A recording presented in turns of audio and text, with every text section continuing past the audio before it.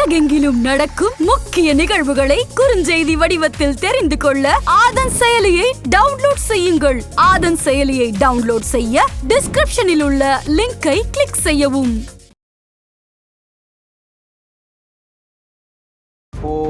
போயும் மனிதனுக்கிந்த புத்தியை கொடுத்தானே. அது திமுக அதான் பண்ணிட்டு இருக்குது.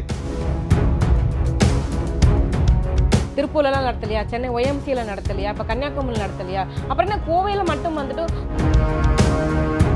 ஆனாடப்பட்ட பார்லிமெண்ட்லயே உள்ள இறங்கி குண்டு போடுறாங்க சார். சமீபத்தில் கூட இறங்கி மேற்கு வங்கத்தில் மாநில அளவில் பார்த்தீங்கன்னா அதிக நிதி வாங்கினவங்க மேற்கு வங்கத்தில் திரிணாமுல் காங்கிரஸ் வாங்கியிருக்காங்க. பாஜக விட அதிகமாக வாங்கியிருக்காங்களா?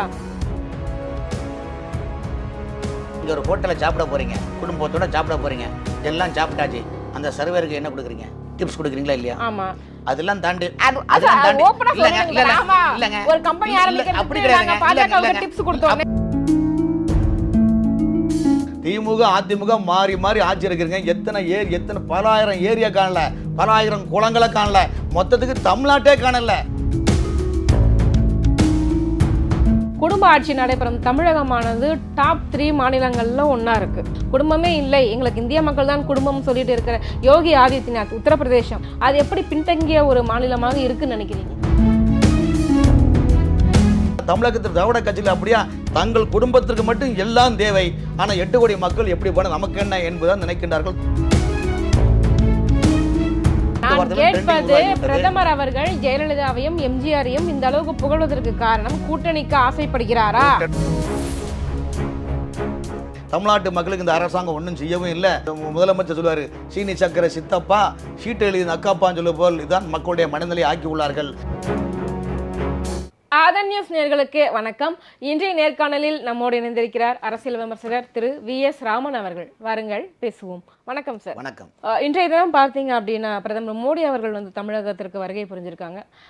18ஆம் தேதி கோவையில் ஒரு பேரணிக்காக அனுமதி கேட்டிருந்தாங்க. பட் போலீஸார் அங்கே மறுத்திருக்கிறாங்க. அதுக்காக காரணங்களும் நிறைய சொல்லப்பட்டிருக்கு. பாதுகாப்பு கருதி, அடுத்து மாணவர்களுக்கு எக்ஸாம் இருக்குது அப்படின்ற மாதிரியான காரணங்கள் சொல்லியிருக்காங்க. தனிநபருக்கு அந்த முக்கியமான பிரதமர் அவர்களுக்கு நடந்து வரும்போது பாதுகாப்பு குறைபாடுகள் ஏதாவது ஏற்பட்டுருமோன்னு ஒரு அச்சமும் சொல்கிறாங்க.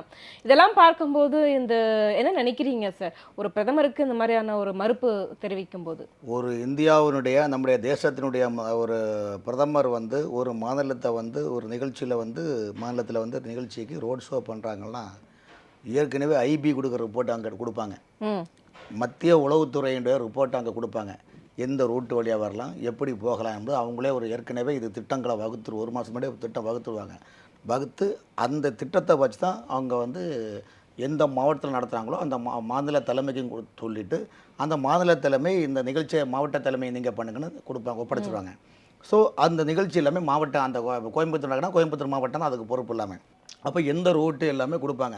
கொடுத்துக்கிட்டு காவல்துறையில் முறைப்படியான அனுமதி கேட்பாங்க. அந்த அனுமதியில் என்ன அவங்க காவல்துறை இந்த அனுமதிக்கு என்ன சொல்கிறாங்கன்னா, +2 மாணவர்களுடைய தேர்தல் நடக்கின்றது. ரெண்டாவது சென்சிட்டிவான இப்போ தேர்தல் நேரத்தில் ஏதாவது மத ரீதியாக பிரச்சனைகள் வந்துடக்கூடாது, அசம்பாவித சம்பவம் வந்துடக்கூடாது, அதனால் காவல்துறை பாதுகாப்பு எங்களால் தர இயலாது என்பதை முன்னிறுத்து அவங்க சொல்கிறாங்க, பதில் கொடுத்துருக்காங்க. அந்த பதிலை இது அரசியல் உள்நோக்கம் கொண்டது என்பதை முன்னிலைப்படுத்தி கோயம்புத்தூர் மாவட்ட பாரதிய ஜனதா கட்சி நீதிமன்றத்தில் இப்போ அதை எதிர்த்து வழக்கு தொடர்ந்துருக்குது. வழக்கு இப்போ விசாரணை நடந்துட்டு இருக்குது. இதுதான் நிலைமை. ஆக்சுவலாக பிரதமருக்கு தெரியாதது ஒன்றும் தமிழ்நாடு அரசுக்கு இந்த சூழ்நிலை என்ன எப்படி. பட் இதனுடைய நிலைப்பாடு என்னென்னா, முழுக்க இந்த அனுமதி கொடுக்க மறுத்தது அரசியல் உள்நோக்கம் கொண்டது. காரணம் என்றால் குறிப்பாக கொங்கு மண்டலம் கன்னியாகுமரி மாவட்டம் தான் பாரதிய ஜனதா கட்சியினுடைய ஒரு இன்ஃப்ராஸ்ட்ரக்சர் கட்டமைப்பு கோயம்புத்தூரும் கன்னியாகுமரி மாவட்டம் தான் அதிகமாக. ஸோ கன்னியாகுமரி மாவட்டத்தில் எப்படி பாஜக வெற்றி பெற வேண்டும்னு இலக்காக அச்சீவ்மெண்ட் பண்ணி போகிறதோ, அதே மாதிரி கொங்கு மண்டலத்தில் குறிப்பாக கோயம்புத்தூர் மாவட்டத்தை பாஜக இந்த தேர்தலில் வெற்றி வாகை சூட வேண்டும் என்ற ஒரு நிலைப்பாட்டில் இருக்கிறாங்க. ஸோ அதனால் சமீபத்தில் ஒரு 20 நாளுக்கு முன்னால் கோயம்புத்தூர் மாவட்டம் பல்லடத்தில் ஒரு பெரிய கூட்டத்தை போட்டு எண்மக்கள் நிறைய விழா கூட்டம் போட்டாங்க. அதன் பிறகு இப்போ 18ஆம் தேதி பிரதமர் அங்கே வராங்க.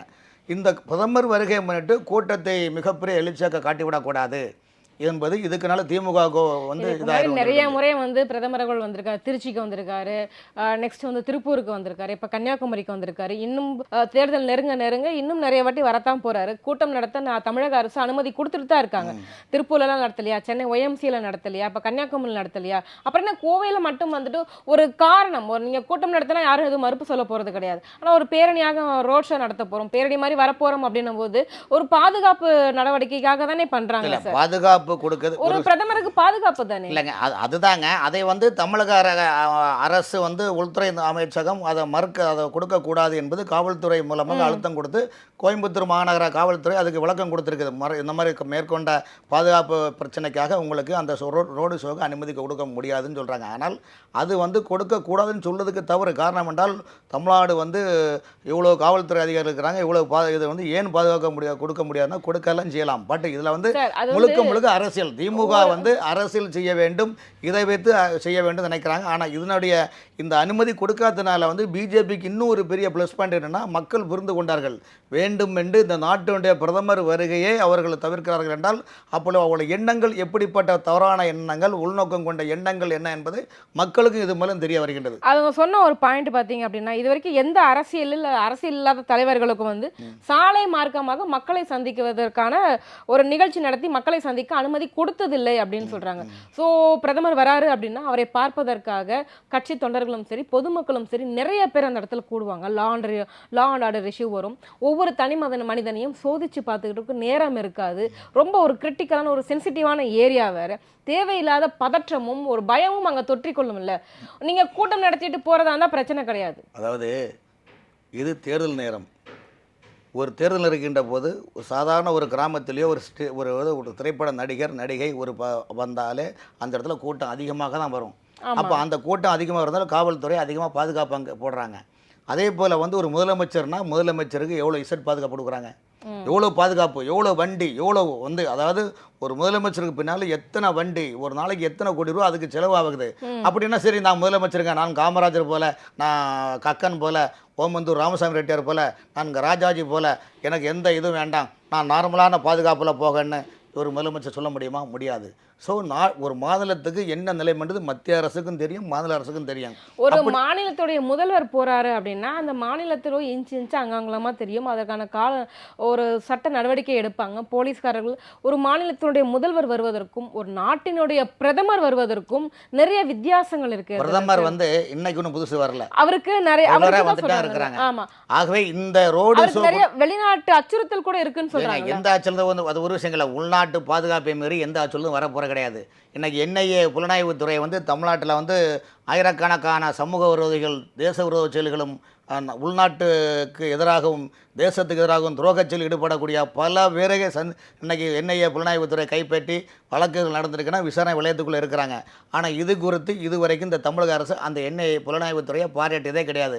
அப்படி என்றால் என்ன அர்த்தம்? அதுலேயும் நீங்கள் அரசில் பார்க்குறீங்க. அதனால் பிரதமருக்கு அந்த ரோட் ஷோ அனுமதி கொடுக்காதது வந்து முழுக்க அரசியல் உள்நோக்கம் கொண்டது தான். இப்போ கர்நாடகா மாநிலத்தில் நடைபெற்ற சட்டமன்ற தேர்தலில் ரோடு ஷோக்கு அந்த மாநில அரசு அனுமதி கொடுத்தது. இது அனுமதி கொடுக்கல, எந்த பிரச்சனையும் கிடையாதுங்க. எந்த பாதுகாப்பு பிரச்சனை, எந்த பிரச்சனை வரப்போகிறது கிடையாது. கோயம்புத்தூரே வந்துட்டு பார்த்தீங்க அப்படின்னா கொஞ்சம் சென்சிட்டிவான ஏரியா, மத ரீதியான ஒரு சென்சிட்டிவான ஏரியான்னு சொல்லும்போது பாஜக இந்துத்துவத்தை முன்னிறுத்தி அரசியல் செய்கிறது அப்படின்ற ஒரு டேகம் உங்ககிட்ட பாஜக இந்துத்துவத்தை முன்னிறுத்தி வலியுறுத்துன்னு நீங்கள் சொல்கிறீங்க. இப்போ திமுக அதிமுக பொறுத்த வரைக்கும் அவங்க என்ன இந்துத்துவத்தை முன்னிறுத்தி முழுக்க சிறுபான்மை மக்களுடைய வாக்குகளை கவர் செய்வதற்காக என்னென்ன அவங்களுக்கு சோப்பு போடணுமோ அந்த ஓட்டு வங்கிக்காக எப்படிலாம் சோப்பு போட்டு குளிப்பாட்டுறாங்க. இப்போ 2 நாளுக்கு முன்னால் 10th எக்ஸாம் வச்சுருந்தாங்க. அந்த எக்ஸாம் என்ன பண்ணாங்க தெரியுமா? தமிழ் வழியாக படிக்காதவர்களுக்கு உருது மொழியோ இந்த அரபு மொழி, அரபு உருது மொழி படிக்கிறவங்களுக்கு நீங்கள் வந்து தமிழ் உங்களால் எழுத முடியாது, அதுக்கு விதிவிலக்கு நீங்கள் சொல்கிறீங்க. ஆனால் நீங்கள் உருது பள்ளிக்கூடம் திறந்து வைக்கிறீங்க, ஆனால் நவோதயா பள்ளிக்கூடம் வேண்டான்னு சொல்கிறீங்க, சமஸ்கிருதம் வேண்டான்னு சொல்கிறீங்க, ஹிந்தி வேண்டான்னு சொல்கிறீங்க. இதுலேருந்து என்ன புரியுது? சிறுபான்மை மக்களுக்கு ஓட்டு இன்னும் எப்படிலாம் வாங்கலாமோன்னு ஒரு அங்கலாய்ப்பில் தானே நீங்கள் இருக்கிறீங்க. ஆகவே இந்த பாதுகாப்பு கொடுக்க தவறியதும் பாதுகாப்பு மறுக்கப்படுவதும் முழுக்க உள்நோக்கம் கொண்டது. ஏற்கனவே உங்களுக்கு தெரியும், நம்முடைய பாரத பிரதமர் அந்த தேர்தல் நிற்கும்போது இப்போ ராஜீவ்காந்தி அவர்கள் சீப்பரத்தில் நடந்த நிகழ்ச்சி என்னென்னு உங்களுக்கு தெரியும். ஆனால் இதெல்லாம் ஒரு மேற்கோள் தான். இந்திரா காந்தி அம்மையார் நடந்த நிகழ்வு தெரியும். அதெல்லாம் ஒரு காலகட்டத்தில் இருந்தது. ஆனால் இன்றைக்கி வந்து இந்த நாடு வந்து பயங்கரவாதிகள் அச்சுறுத்தல் இப்போ கிடையாது, எங்கேயுமே வன்முறைகள் கிடையாது, பயங்கரவாதிகள் தீவிரவாதி கிடையாது. ஏன் கிடையாதுன்னா இந்திய அரசு பாதுகாப்புத்துறை பக்காவாக செயல்படுகின்றது. ஓகே, கோயம்புத்தூர்ல சமீபத்துல கொஞ்ச நாளைக்கு முன்னாடி ஒரு கார் குண்டு வெடிப்பு நடந்தது, ஞாபகம் இருக்குங்களா?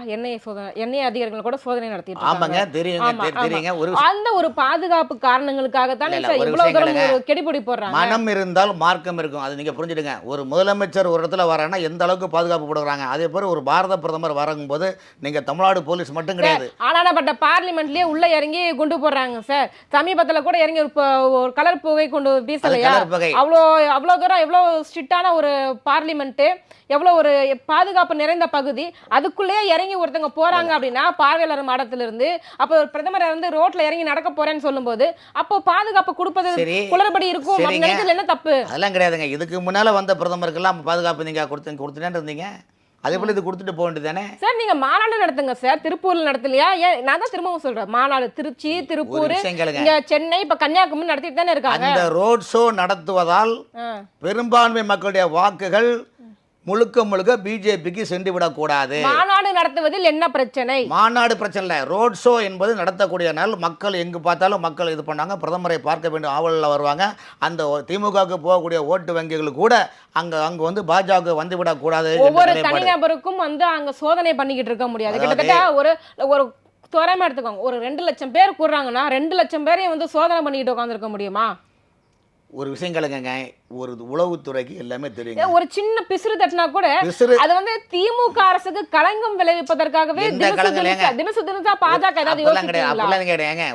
ஒரு தேசிய கட்சி தலைவர் வருகின்ற போது இதெல்லாம் அவங்க நிகழ்ச்சி பண்ணும்போது தன்னுடைய கட்சியை ஹைலைட் பண்ணும், மக்கள் மத்தியில், அதாவது மக்களை தனித்தனியாக சந்திக்க முடியாது.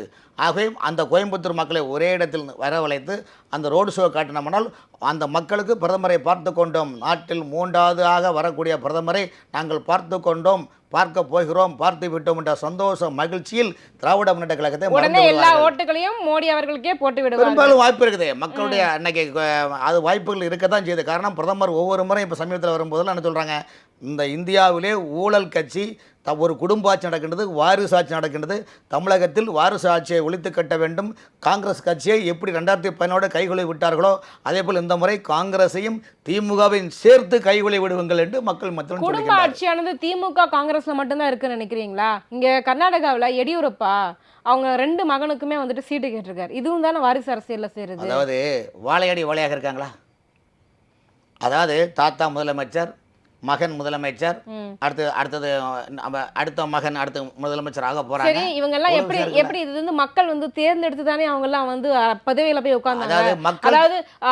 அதாவது கருணாநிதி அவர்கள் ஆட்சியில் இருக்கும் போதே என் மகன் தான் அடுத்த முதல்வர் சொல்லி முடிசூடிட்டு போகலையே, எலெக்ஷன் வச்சு ப்ராப்பரா மக்கள் தேர்ந்தெடுத்ததுனால தான் இன்னைக்கு அவர் முதல்வராக இருக்கிறார். இதே கலைஞரின் மகன் மு.க. ஸ்டாலின் இன்றைய முதலமைச்சர் அவர்கள் இந்தியா டுடே பத்திரிகை ஒரு பேட்டி கொடுத்திருக்காரு.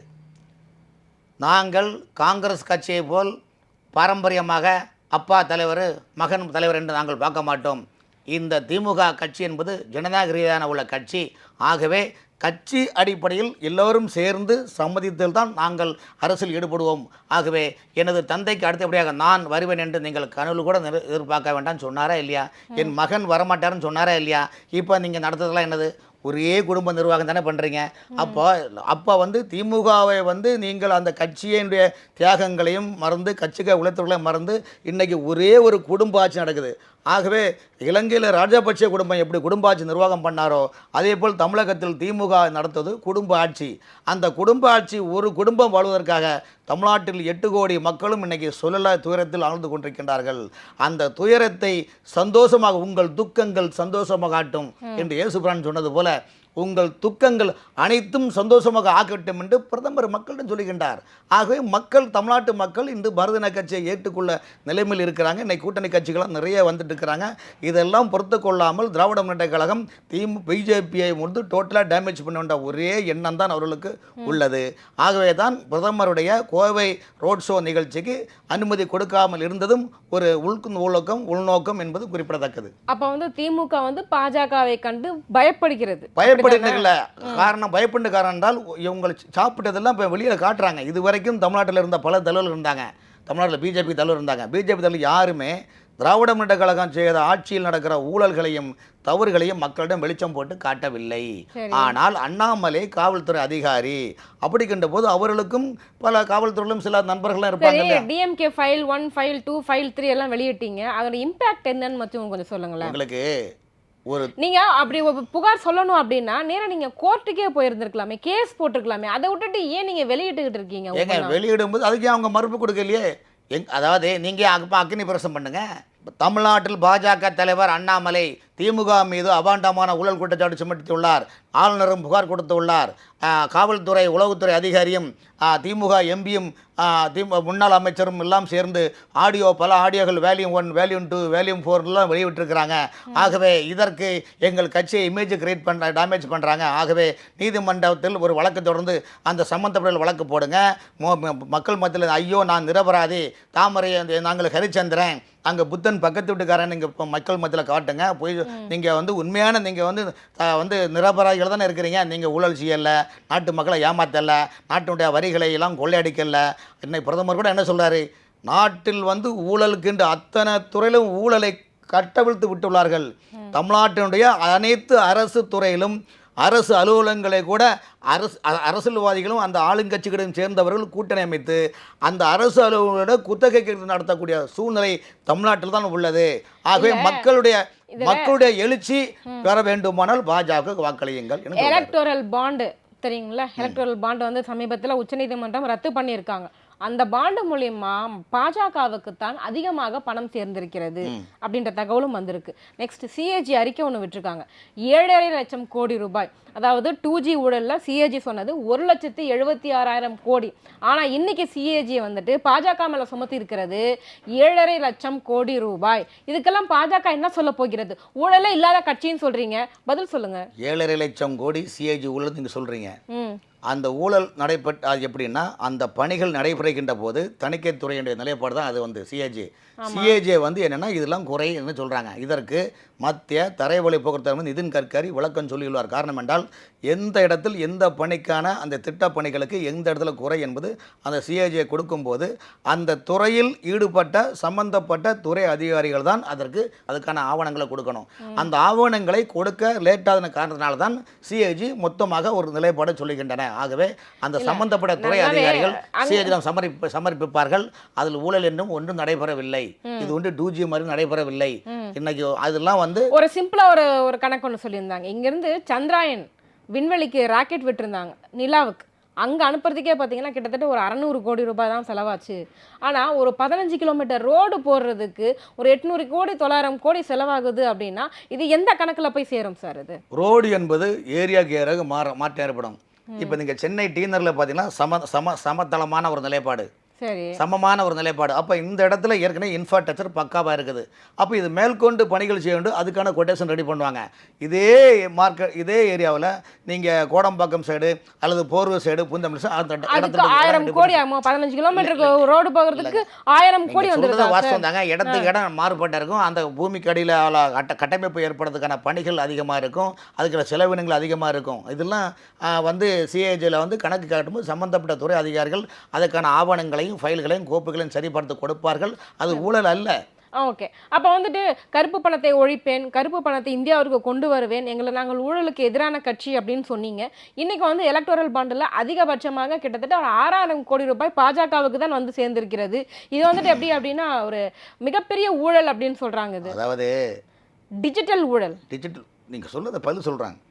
இப்போ வந்து எதுவாக இருந்தாலும் ஒயிட்டில் கணக்கு வருதா இல்லையா? ஒயிட்டு கணக்கு நீங்கள் சொல்கிற SBI மூலமாக வந்தது, பாண்டு பத்திரம் கேட்குறாங்க என்னன்னு சொல்கிறீங்க. பட் வந்து இதில் என்ன விஷயம்னா, இப்போ நீங்கள் வந்து ஒரு ட்ரஸ்ட் வச்சு ஃபார்ம் பண்ணுறீங்க. அந்த ட்ரஸ்ட்டில் ஃபார்ம் பண்ணும்போது என்ன பண்ணுவீங்கன்னா, இதுக்கு நீங்கள் எவ்வளோ தொகை கொடுத்தீங்கன்னா உங்களுக்கு ஐடிலாம் பிடிக்க மாட்டாங்கன்னு சில பண்ணுறாங்க. அப்போ அந்த நிறுவனத்துக்கு என்ன பண்ணோம், நல்ல நிறுவனம் நடத்தக்கூடியவங்க அவங்களுக்கு சரி 1 லட்ச ரூபா கொடுப்போம், செக்கு கொடுப்பாங்க. செக் கொடுக்கும்போது அவங்க இந்த ட்ரஸ்ட்டுக்கு நாங்கள் பணம் கொடுத்துருக்கோம் அப்படின்னு சொல்லும்போது அது சில கணக்கில். ஆனால் அரசியல் கட்சிகள் என்பது பார்த்திங்கன்னா, நீங்கள் ஒரு தமிழ்நாட்டில் வந்து இன்னும் யார் ஆளுங்கட்சி ஏடிஎம்கே டிஎம்கே வச்சுருங்களேன், 5 வருஷம் இப்போ திமுக ஆட்சி அமைக்குதுன்னா அந்த 5 வருஷத்துக்குள்ளே இந்த மாநிலத்தில் வெளிநாட்டு நிறுவனங்கள் அவங்க வந்து இடம் வாங்கணும். இப்போ தொழில் முனைவோர் அமைப்புலாம் வராங்கல்ல, முதலீடு போடும்போதுக்கு என்ன பண்ணுவோன்னா, இடங்கள் அந்த எங்கே இடம் ஒதுக்குறாங்களோ அந்த இடங்களை வாங்கி இடத்தை சர்வே பண்ணி அதை எல்லாமே டீல் பண்ணி கொடுக்குறது மாநில அரசு கடமை. இப்போ மின்சாரம்னா இபி டிபார்ட்மெண்ட் பார்ப்பாங்க, இடங்கள் என்பது வருவாய்த்துறை பார்ப்பாங்க. இப்படி ஒவ்வொரு துறையும் அதுக்கு என்ன பண்ணுவோம். பட் இதில் என்ன விஷயம்னா, ஆதாயம் இல்லாத முதலாளி ஆத்தோட போக மாட்டான்னு சொல்லுவாங்க கிராமத்தில். ஆதாயம் இல்லாத முதலாளி ஆத்தோட போக மாட்டான்னு சொல்லுவாங்க. இதில் என்ன விஷயம்னா, ஆளுங்கட்சி திமுக இருக்கும்போது அப்போ ஆளுங்கட்சியை சேர்ந்து அந்த துறையினர் தான் அந்த சம்மந்தப்பட்ட துறைக்கு எல்லா இன்ஃப்ராஸ்ட்ரக்சராக பண்ணணும். உதாரணத்துக்கு சென்னையில் வந்து ஒரு 5000 கோடி ரூபா முதல் போட ஒரு பில்டர் இருக்கிறாங்க வச்சுக்கோங்களேன். அந்த பில்டர் என்ன பண்ணுவாங்கன்னா, கிட்டத்தட்ட ஒரு பெருங்குடியிலையோ அல்லது போரூர்லையோ இல்லை அண்ணாநகர்லையோ இல்லை நுளம்பூர்லையோ இல்லை அம்பத்தூர்லையோ ஒரு 500 வீடு கட்டுறாங்க. 500 வீடு வந்து ஒரு கிச்சன் வந்து ஒரு வீடு 500 கிச்சன் போட்டுறாங்களா, அதுக்கு சிஎம்டி தான் அனுமதி கொடுக்கணும்.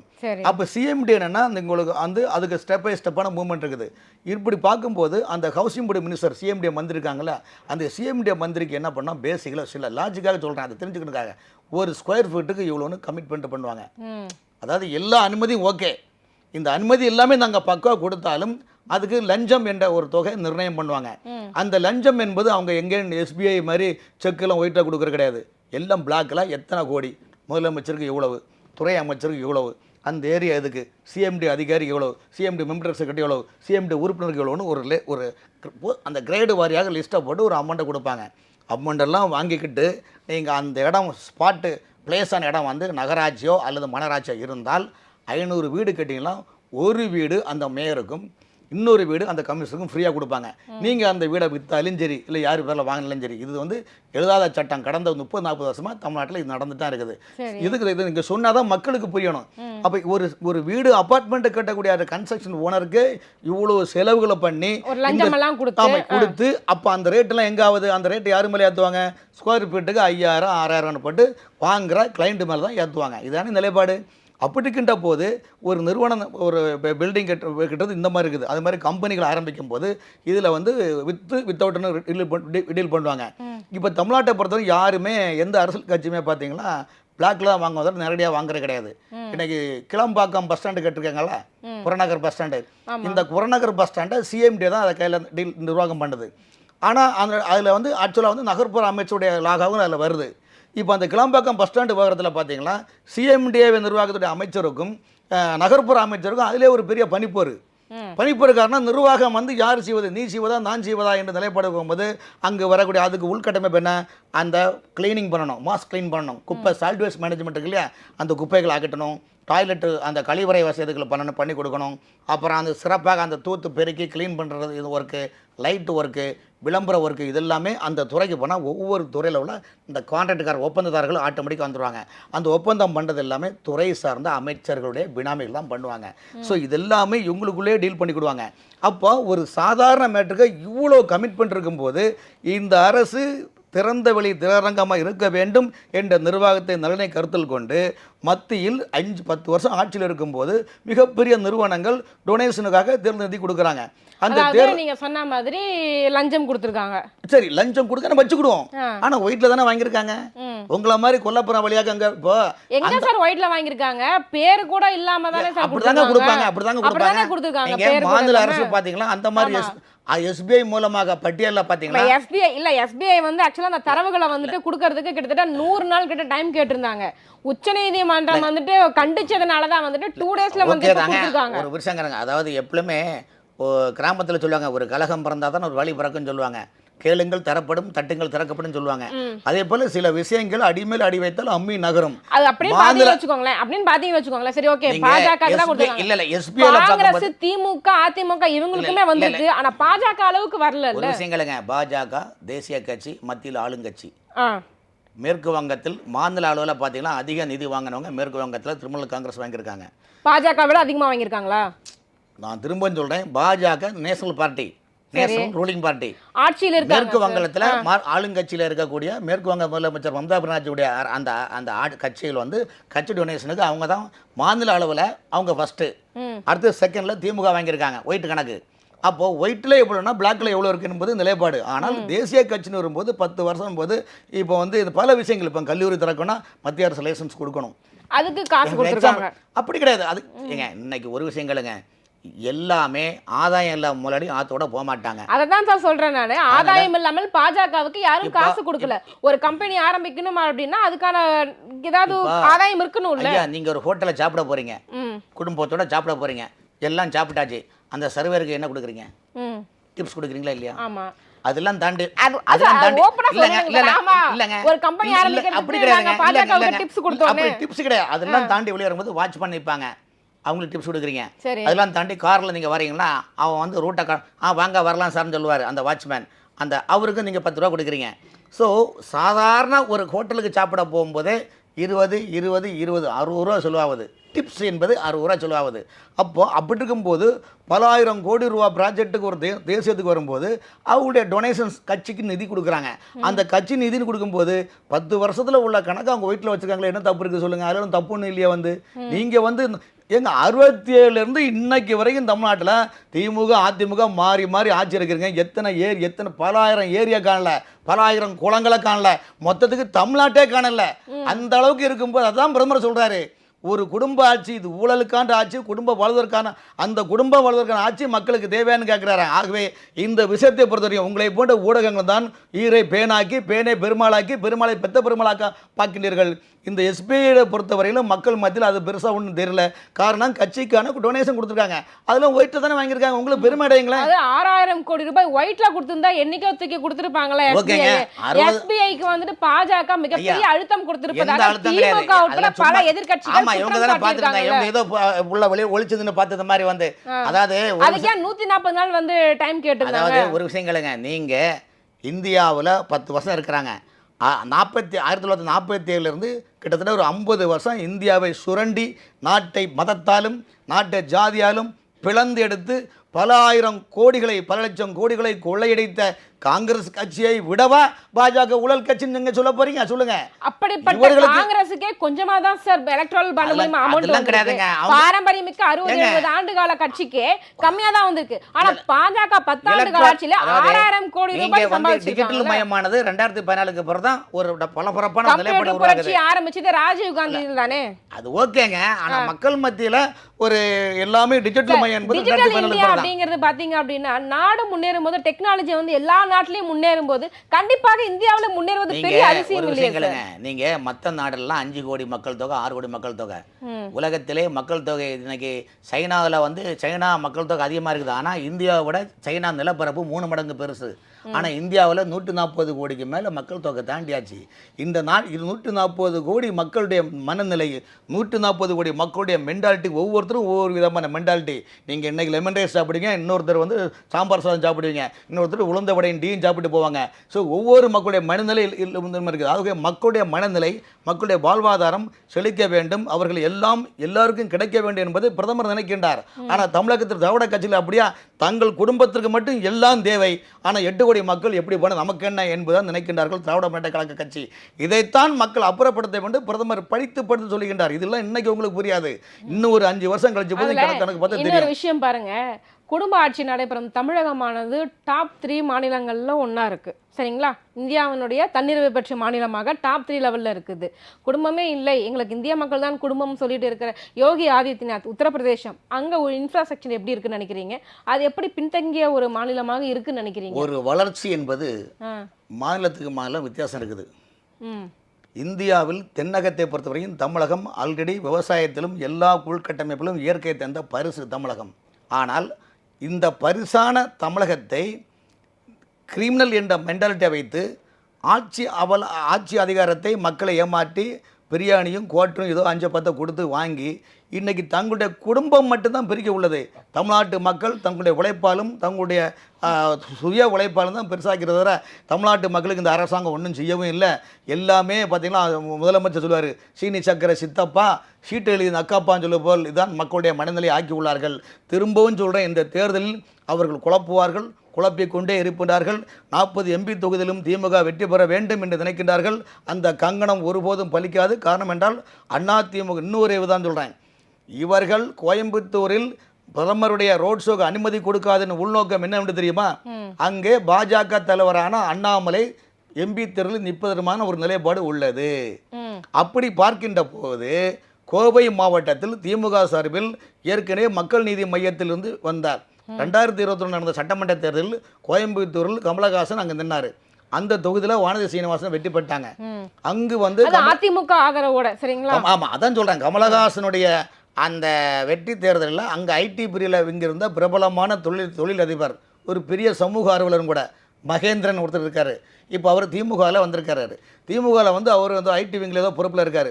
அந்த கோயம்புத்தூரில் மகேந்திரனோ அல்லது முன்னாள் சட்டமன்ற உறுப்பினரும் திமுகவுடைய செய்தித்துறையினுடைய துணைத் தலைவருமான கோவை செல்வராஜ் அவர்களுக்கும் அந்த எம்பி சீட்டு கொடுக்குற மாதிரி இருக்குது. இதில் என்ன ஒரு உள்குத்துனா, அப்படி அண்ணாமலை அவர்களுக்கு கோயம்புத்தூர் பார்லிமெண்ட் தொகுதியில் சீட்டு கொடுத்தால் அதிமுகவும் திமுகவும் சேர்ந்து அண்ணாமலையை தோற்கடிக்க வேண்டும் என்ற மிகப்பெரிய ஒரு திட்டத்தை அவங்க மனதிடம் அவரிடம் உள்ளது. ஆகவே தான் நீங்கள் அண்ணாமலை காரணம், பிரதமர் தொடர்ந்து அங்கு வருகின்றார்.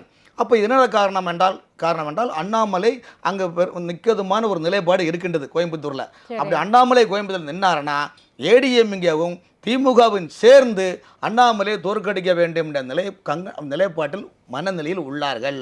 காரணம் என்னவென்றால் இன்று திராவிட கட்சிகளுக்கும் அதிமுகவுக்கும் மிகப்பெரிய ஒரு நெருக்கடியான நிலைமையை ஏற்படுத்துவது அண்ணாமலை தான். இதுவரைக்கும் எத்தனையோ மலைகள் வந்தார்கள். ஆனால் மலைகள் எல்லாம் மலையாக அப்படியே வந்தாங்க போனாங்க. ஆனால் அண்ணாமலை ஆன்மீகத்திற்கு எப்படி திருவண்ணாமலையோ அரசியலுக்கு ஒரு அண்ணாமலையாக உட்கார்ந்து கொண்டு திராவிட இயக்கங்களுடைய ஊழல்களை பட்டி தொட்டெல்லாம் வெளிச்சம் போட்டு காட்டுகின்றார்.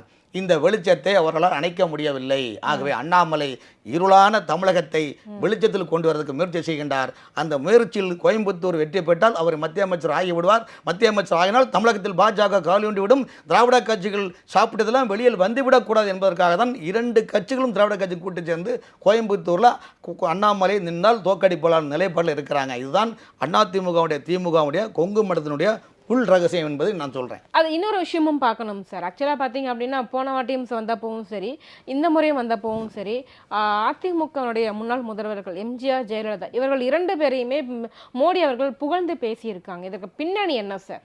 அதிமுக கூட கூட்டணி வைக்கணும் அப்படின்ற இன்னும் ஒரு ஆசை அவங்களுக்கு இருக்கா? ஒரு விஷயங்களுங்க, இப்போ நீங்கள் வந்து திமுக கட்சின்னு வச்சுடுங்களேன், எக்ஸாம்பிள் சொல்கிறேன்.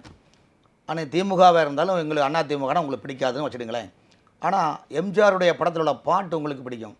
எப்படி? நமது லட்சியம் நாளைய சரித்திரம் சொல்லும், இப்படை தோப்பின் ஏற்படை வெல்லும்னு பாட்டு இருக்குது. உன்னை தமிழுக்கு அமுதென்று பேர் இன்னொரு அந்த ரசனையை உங்கள் மனதில் வரும்.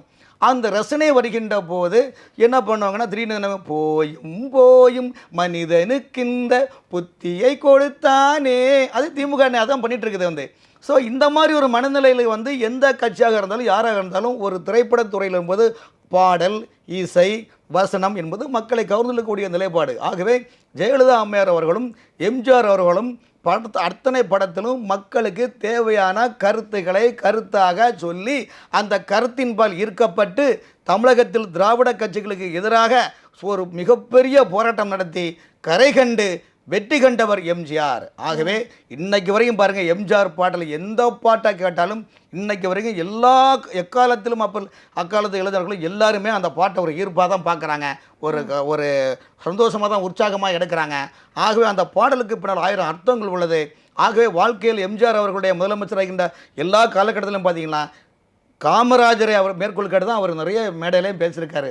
ஜெயலலிதா அவர்களை புகழ்வதற்கு காரணம் என்னவாக இருக்கும்? ஜெயலலிதா அவர்களை பேச முடியால் சிறந்த இந்துத்துவ விரோதி அல்ல அந்த அம்மா.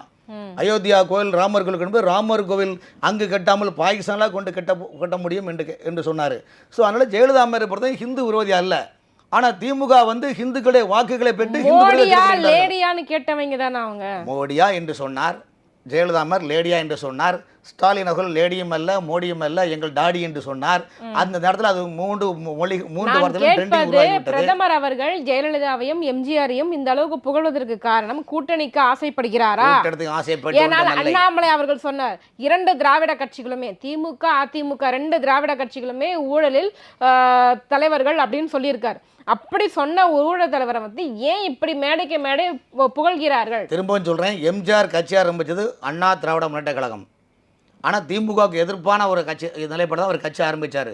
ஸோ அதனால் திமுகவுடைய கொள்கைகளையோ அல்லது திராவிட சிந்தனையுடைய கொள்கைகளையோ எம்ஜிஆர் ஏற்படுறது கிடையாது. அண்ணா திராவின் பேரால் அந்த கட்சி ஆரம்பித்தார். அந்த அண்ணாவின் பேரில் ஆரம்பித்த கட்சியை ஜெயலலிதா அம்மையார் ரன் பண்ணிட்டு அவங்களும் முதலமைச்சர் ஆனாங்க.